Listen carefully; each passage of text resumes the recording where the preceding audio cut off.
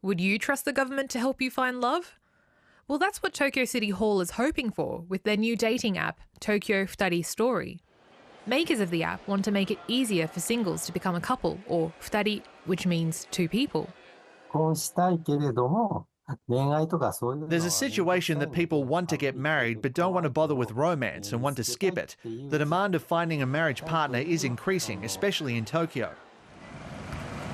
It's all in an effort to tackle the country's declining marriage and birth rate. Last year, there were 25,000 less marriages than 2022, when there were 500,000, while the birth rate fell for an 8th consecutive year to about 727,000 babies. While the app is still in its testing phase, local media reports say users will need to verify their identity and provide tax records to prove their annual salary. I think it's a good initiative. I've used a dating app myself, but there are a lot of people who impersonate others. I'm a little hesitant to provide all my personal information to Tokyo government, so I want to see how others react and then use it if it's okay.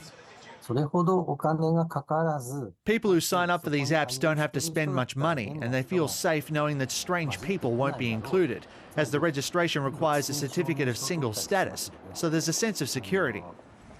But as to whether the app will help create more babies? I'm not sure if this will help to combat the declining birth rate. There are many only children here, and people are now quite free to choose whether or not to have children, so I'm not sure if this will have an impact. While the Japanese government has promised support measures for families such as financial aid, easier access to childcare, and more parental leave, people remain unconvinced.